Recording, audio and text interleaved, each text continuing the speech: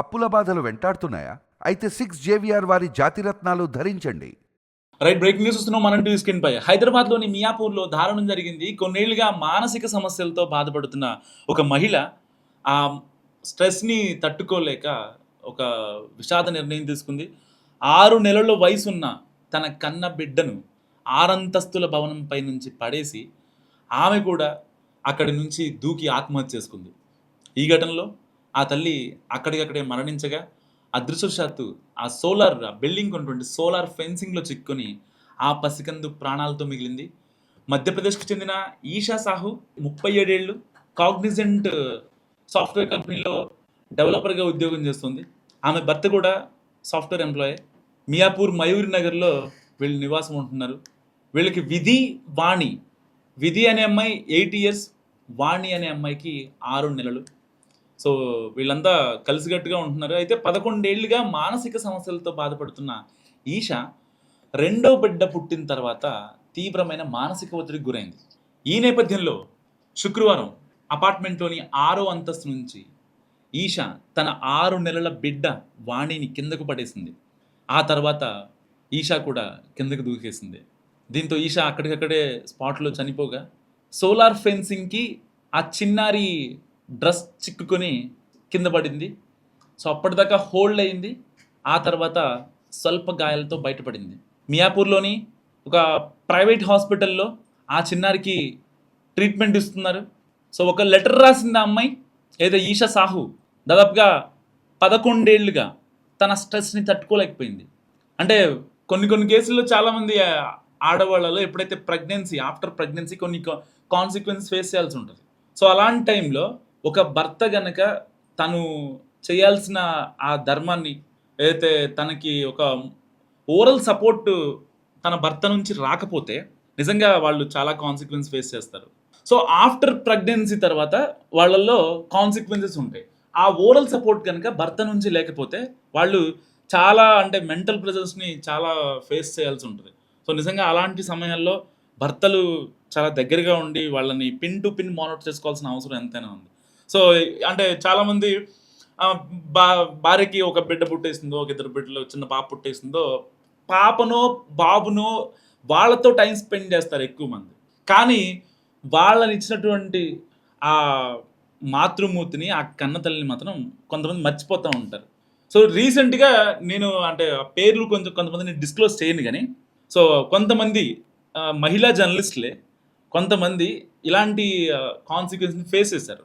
So వాళ్ళకి pregnancy తర్వాత కొన్ని కాన్సిక్వెన్స్ ఫేస్ చేయడం, దాని తర్వాత అది ఒక అంటే ఒక ఎక్స్‌ట్రీమ్ లెవెల్‌కి ఆ స్ట్రెస్ తీసుకువెళ్ళడం, వాళ్ళకంటూ ఒక స్ట్రెస్ బస్టర్ లేకపోవడం, వాళ్ళని అర్థం చేసుకోలేకపోవడం, ఇటు ఫినాన్షియల్ టెన్షన్స్, ఇటు కుటుంబంలో అత్తగారేదో అన్నారని, లేకపోతే మామగారేదో అన్నారని, ఇంట్లో వాళ్ళ పుట్టింట్లో ఏదో గొడవలయ్యాయనో సంథింగ్ సంవాట్. సో వాటికి వాళ్ళు చాలా అంటే నెక్స్ట్ లెవెల్‌కి బ్రెయిన్‌కి తీసేసుకొని వాళ్ళ మానసిక సమతుల్యతను కోల్పోతారు. ఒక బ్యాలెన్స్‌గా ఉండలేరు. ఒక మాట మాట్లాడితే కోపం వచ్చేస్తా ఉంటది. లేకపోతే ఇలాంటి మిక్స్డ్ ఎమోషన్స్‌ని వాళ్ళు తీసుకోలేరనమాట. సో ఏదేమైనప్పటికీ ఇక్కడ ఈషా సాహు విషయంలో కూడా జరిగిందదే. సో కొన్ని ఎగ్జాంపుల్స్ మీకు చెప్పడం వెనక రీజన్ ఏంటంటే, సో ఇప్పుడు ఏదైతే అంటే ఈ బిజీ షెడ్యూల్స్‌లో ఎంత కార్పొరేట్ ఉద్యోగమైనా, ఏ డిఫరెంట్ కేటగరీ అయినా డబ్బులనేది తర్వాత సంగతి. కానీ మీ ఇంట్లో వాళ్ళు, మీ పిల్లలు, మీ భార్య అనేది నిజంగా అంటే ఒక అబ్బాయిగా, ఒక భర్తగా, ఒక కొడుకుగా అందరూ ఇంపార్టెంటే కాబట్టి దాన్ని బ్యాలెన్స్ చేసుకోవడం అనేది చాలా ఇంపార్టెంట్. ఇక్కడ ఇంట్లో ఉన్నటువంటి మీ భార్యే ప్రాపర్‌గా తను హెల్తీగా లేకపోతే ఏదో ఒక సమ్ ఇష్యూస్‌తో సర్వైవ్ అయితే సో మీ లాంగ్ లైఫ్ కరెక్ట్‌గా ఉండదు కదా! ఇంకా పిల్లల్ని ఎవరు చూసుకుంటారు? ఆవిడే చక్కగా లేకపోతే. సో ఏదేమైనప్పటికీ ఇక్కడ ఈషా కూడా అదే ఒక స్ట్రెస్‌తో బాధపడింది. 11 ఏళ్ళు ఒక software women and that two ఒక కార్పొరేట్ వుమెన్. తనకి క్లయింట్ మీటింగ్స్ ఉంటాయి. క్లయింట్ కాల్స్ ఉంటాయి. హ్మ్. సో ఒకరోజు ఒక 1 అవర్ అనుకున్న కాల్ కనీసం 4 అవర్స్‌కెళ్ళిపోవచ్చు. వాళ్ళ యొక్క స్ట్రెస్ బస్ట్ చేసుకోవడం కోసం ఇంట్లో వాళ్ళ మీద ఆధారపడతారు. సో ఇంట్లోనే అర్థం చేసుకునేతనం లేకపోతే ఏం జరిగింది? ఏంటి? అసలు ఏమైంది? అని తెలుసుకోలేకపోతే సో ఇంక వాళ్ళకి ఆ స్ట్రెస్ బయటికి పోదు మైండ్‌లో నుంచి. సో ఇలాంటి కాన్సిక్వెన్సెస్ మనం నిత్యం చూస్తున్నాం. అప్పట్లో చెర్లపల్లి సాఫ్ట్‌వేర్ విజయారెడ్డి కేసులో మనం చూసాం. రీసెంట్‌గా కూకట్పల్లిలో ఒక దారుణం జరిగింది. ఆ కేసులో చూసాం. సో ఎక్కడైనా సరే ఒక మహిళ చనిపోయింది అంటే ఆవిడ మీద చాలా ఈజీగా నిందలేస్తా ఉంటారు. అంటే వీళ్ళు ఆళ్ళతో రిలేషన్‌లో ఉన్నారు, వీళ్ళతో రిలేషన్‌లో ఉన్నారని. కానీ వాళ్ళు పడే కష్టం కావచ్చు, వాళ్ళు ఫ్యామిలీని లీడ్ చేసే విధానం కావచ్చు, పిల్లల్ని అర్థం చేసుకొని ఇటు భర్తని, వాళ్ళ అత్తగారోళ్ళని, వాళ్ళ ఈ పుట్టింటోళ్ళని అందరిని అర్థం చేసుకొని ముందుకెళ్తున్నారంటే నిజంగా ఎంత స్ట్రాంగ్‌గా ఉండగలరు. అంటే ఆ అబ్బాయిలో తక్కువ చేస్తున్నామని కదా! అబ్బాయిల్లో అంటే భర్తల్లో సో కేవలం నేను ఒక ఆఫీస్‌కి వెళ్ళా, అక్కడ వర్క్ చేసుకొని బయటకొచ్చి ఇంటికి వచ్చేసా. అక్కడితో ఏదో పెద్ద యుద్ధాలు చేయించినట్టు ఉంటది. కానీ వీళ్ళు పొద్దున్నే లేచి ఇటు పిల్లలకి కావాల్సినయి, ఇటు భర్తకి కావాల్సినయి, వాళ్ళ ఇంట్లో వాళ్ళకి కావాల్సినయి అన్నీ సెట్ చేసుకొని, మళ్ళీ వాళ్ళు ఆఫీస్‌కెళ్ళి అక్కడ ప్రెషర్ తీసుకొని, ఇటు పిల్లల దగ్గర నుంచి ప్రెషర్ తీసుకొని, ఏదో కోల్పోతున్నాం అనే భావన, ఒక పక్క హెల్త్ కాన్సిక్వెన్స్ ఫేస్ చేసినా, ఇటు మెంటల్‌గా, బాడీ పరంగా ఎన్ని కోల్పోతున్నా సరే, పిల్లలు, నా ఫ్యామిలీ, మా అమ్మా, నాన్న అనేవాళ్ళు ఎవరైతే ఉంటారో, అలాంటి వాళ్ళు నిజంగా ఈ రీసెంట్ డేస్‌లో చనిపోతున్నారు. ఎందుకంటే విజయారెడ్డి కేసులో చూసాం. తను చనిపోతే పిల్లలు ఎక్కడ అనాథలైపోతారు. నాలాగా నా పిల్లల్ని ఎవరు చూసుకోలేరని ఆ విజయారెడ్డి తన పిల్లల్ని కూడా మరణ శాసనం రాసింది. మనందరికి గుర్తుండే ఉంటది. సరిగ్గా 4 నెలల క్రితం జరిగిన చర్లపల్లిలో జరిగిన ఒక మేజర్ ఇష్యూ ఇది. సో ఇలాంటి స్ట్రాంగ్ వుమెన్స్‌ని కాపాడుకుందాం. సో మీరేమనుకుంటున్నారు ఈషా సాహు గురించి? మస్ట్‌గా కామెంట్ చేయండి. హైదరాబాద్‌లోని మియాపూర్‌లో దారుణం జరిగింది. కొన్నేళ్లుగా మానసిక సమస్యలతో బాధపడుతున్న ఒక మహిళ ఆ స్ట్రెస్‌ని తట్టుకోలేక ఒక విషాద నిర్ణయం తీసుకుంది. 6 నెలల వయసున్న తన కన్న బిడ్డను 6 అంతస్తుల భవనంపై నుంచి పడేసి, ఆమె కూడా అక్కడి నుంచి దూకి ఆత్మహత్య చేసుకుంది. ఈ ఘటనలో ఆ తల్లి అక్కడికక్కడే మరణించగా, అదృష్టవశాత్తు ఆ బిల్డింగ్‌కి ఉన్నటువంటి సోలార్ ఫెన్సింగ్‌లో చిక్కుకొని ఆ పసికందు ప్రాణాలతో మిగిలింది. మధ్యప్రదేశ్‌కి చెందిన ఈషా సాహు 37 ఏళ్ళు కాగ్నిజెంట్ సాఫ్ట్‌వేర్ కంపెనీలో డెవలపర్‌గా ఉద్యోగం చేస్తుంది. ఆమె భర్త కూడా సాఫ్ట్‌వేర్ ఎంప్లాయే. మియాపూర్ మయూర్ నగర్‌లో వీళ్ళు నివాసం ఉంటున్నారు. వీళ్ళకి వాణి. విధి అనే అమ్మాయి 8 ఇయర్స్, వాణి అనే అమ్మాయికి 6 నెలలు. సో వీళ్ళంతా కలిసికట్టుగా ఉంటున్నారు. అయితే 11 ఏళ్లుగా మానసిక సమస్యలతో బాధపడుతున్న ఈషా రెండో బిడ్డ పుట్టిన తర్వాత తీవ్రమైన మానసిక ఒత్తిడికి గురైంది. ఈ నేపథ్యంలో శుక్రవారం అపార్ట్మెంట్‌లోని 6వ అంతస్తు నుంచి ఈషా తన 6 నెలల బిడ్డ వాణిని కిందకు పడేసింది. ఆ తర్వాత ఈషా కూడా కిందకు దూకేసింది. దీంతో ఈషా అక్కడికక్కడే స్పాట్‌లో చనిపోగా, సోలార్ ఫెన్సింగ్‌కి ఆ చిన్నారి డ్రెస్ చిక్కుకొని కింద పడింది. సో అప్పటిదాకా హోల్డ్ అయింది.